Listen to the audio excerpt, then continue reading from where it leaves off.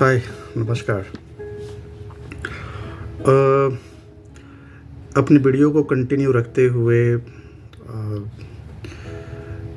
चलते हैं आज साइट की तरफ कि साइट पे जो एक्टिविटी होती है उसके रिलेटेड कुछ इन्फॉर्मेशंस मैं आप लोगों के साथ साझा करना चाहता हूँ।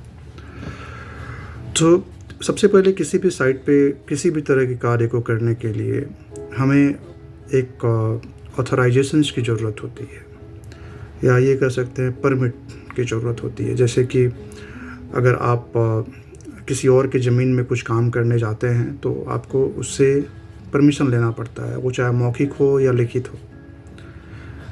लेकिन अगर आप के इन्वेस्टमेंट करने जाते हैं, कुछ बड़ा इन्वेस्टमेंट या कुछ काम, तो वहाँ पे आप मौखिक नहीं करते हैं, आप लिखित जो आपका एग्रीमेंट होता है या परमिशंस होता है या परमिट होता है, वो चीज़ को लेते हैं। सिमिलरली इंडस्ट्री में कहीं भी अगर आप कंस्ट्रक्शन का काम कर रहे होते हैं तो जो उसका ऑनर होता है वो आपको एक ऑथराइजेशंस देता है कि आप उस एरिया में काम कर सकते हैं, बट उसके कुछ नियम एंड शर्तें होती हैं। तो उस नियम और शर्तों के तहत जो है एक कार्य को शुरू करने से पहले आपको एक ऑथेंटिकेट पर्सन्स को उसका इंचार्ज बनाना होता है, जो उस कार्य को अपनी देखरेख में करवाता है। और उसमें सबसे मेजर पार्ट जो होता है वो ये होता है कि जो आदमी या जो भी व्यक्ति उस कार्य में संलिप्त हैं वो सुरक्षित हों। तो उनकी सुरक्षा के लिए, या ये कह सकते हैं कि उनकी सुरक्षा या जो भी आप उपकरण इस्तेमाल कर रहे हैं उसकी सुरक्षा, या आपके किए हुए कार्यों से आसपास के लोगों की सुरक्षा और इस वातावरण की सुरक्षा के लिए एक रिटन फॉर्मेट होता है, रिटन डॉक्यूमेंट होता है, जिसे हम लोग वर्क परमिट कहते हैं। ये एक तरह का सिस्टम है और ये सिस्टम में काम करता है, ये मौखिक रूप से काम नहीं करता है।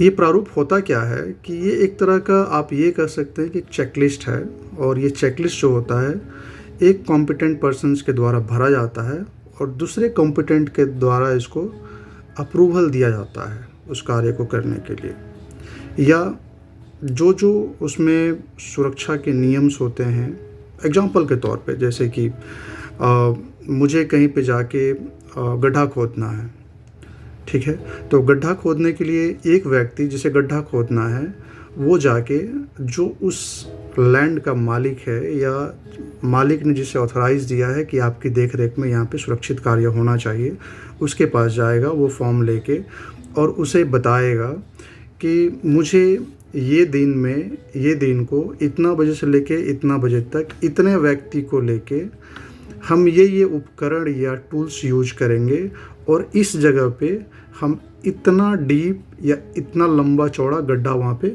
खोदेंगे, जिसका पर्पस कुछ भी हो सकता है। मान लीजिए कि पाइपलाइनें डालना है या इलेक्ट्रिकल केबल डालना है या घर का फाउंडेशन डालना है, जो भी कुछ भी हो सकता है।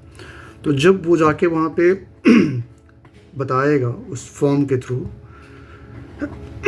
सॉरी, जो अप्रूवर है, जो मतलब उस क्षेत्र का ऑथराइज पर्सन है, वो क्या करेगा कि आपके कार्य के प्रारूप के हिसाब से सबकी सुरक्षा को कैसे सुनिश्चित करना है, उस चीज़ को उस फॉर्म में या तो वो ऑलरेडी पहले से लिखा रहेगा या उसके साथ कुछ अलग से लिख के या कुछ अलग से डॉक्यूमेंट वो बोलेगा।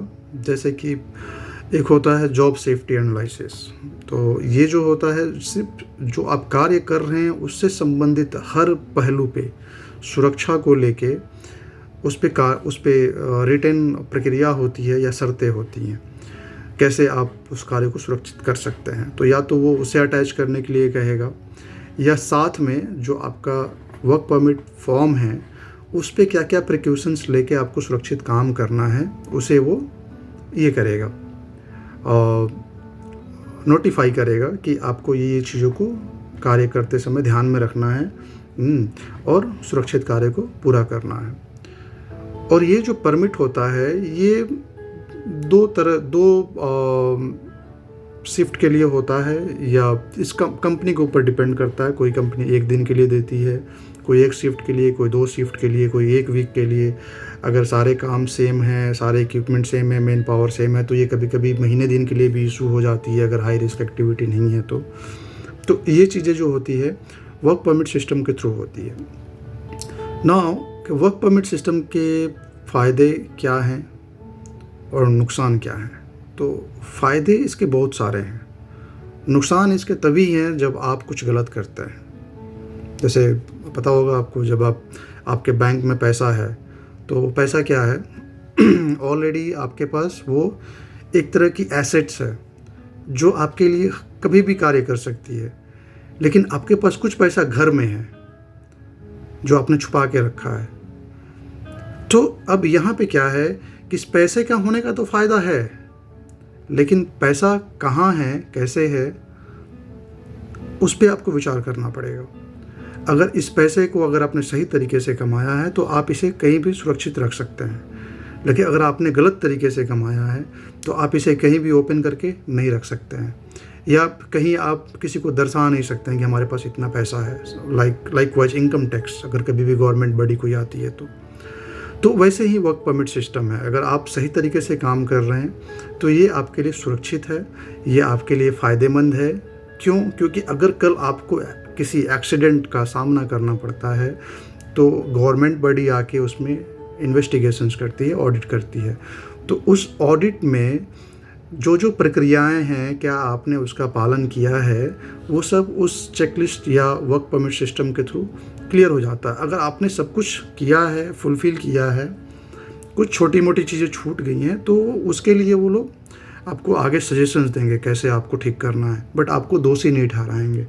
लेकिन अगर आपके पास ये डॉक्यूमेंट है ही नहीं और आपने कार्य किया और एक्सीडेंट हो गया, तो इन दैट केस थोड़ी सी समस्याएं हो जाती हैं। थोड़ी समस्याएं नहीं, बहुत समस्याएं हो जाती हैं। तो वो चीज़ है। तो वर्क परमिट सिस्टम ऐसे ही कार्य करता है। अब रहा बात कि ये लेता कौन है और देता कौन है।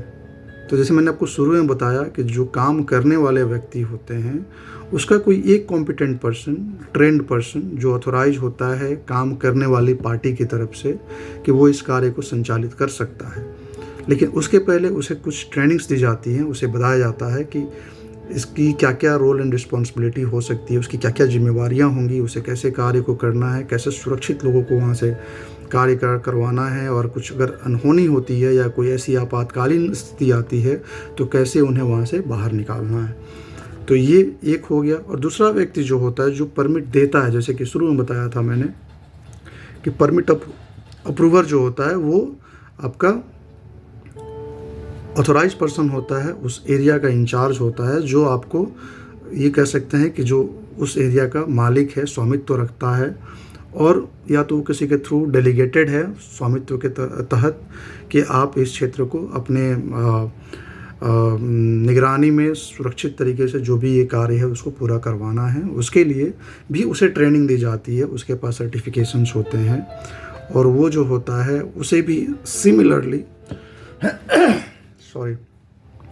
सिमिलरली ट्रेनिंग दी जाती है कि कैसे उसे कार्य को सुरक्षित करवाना है। अगर कुछ इमरजेंसी होती है, आपातकालीन आती है, तो कैसे लोगों को बाहर निकालना है।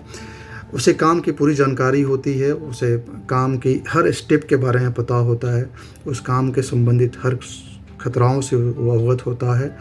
तो ये उसकी ट्रेनिंग में बताया जाता है, और उसे सर्टिफिकेशंस, उसके एग्ज़ाम्स होते हैं, वो पास होने के बाद से उसे सर्टिफिकेशंस दिया जाता है। तो ये हो गया किसी भी कार्य शुरू करने के पहले क्या क्या करना होता है। तो ये एक वर्क परमिट सिस्टम है जो कि बेसिकली फॉलो करता है। इसमें बहुत सी चीज़ें आती हैं, जैसे जॉइंट साइट इंस्पेक्शंस हो गए हैं, आपको व्हीकल के इंस्पेक्शंस हो गए हैं, आपके कार्य की जो टूल्स हैं उसके इंस्पेक्शंस हो गई, आदमी की फ़िटनेस, मेडिकल फ़िटनेस, ये सब देखा जाता है। आदमी को भी जो कार्य करने वाले उसकी ट्रेनिंग देखी जाती है। So all those parts are covered under the work permit system. So that's it. Next video में कुछ और नया लेके आते हैं। धन्यवाद।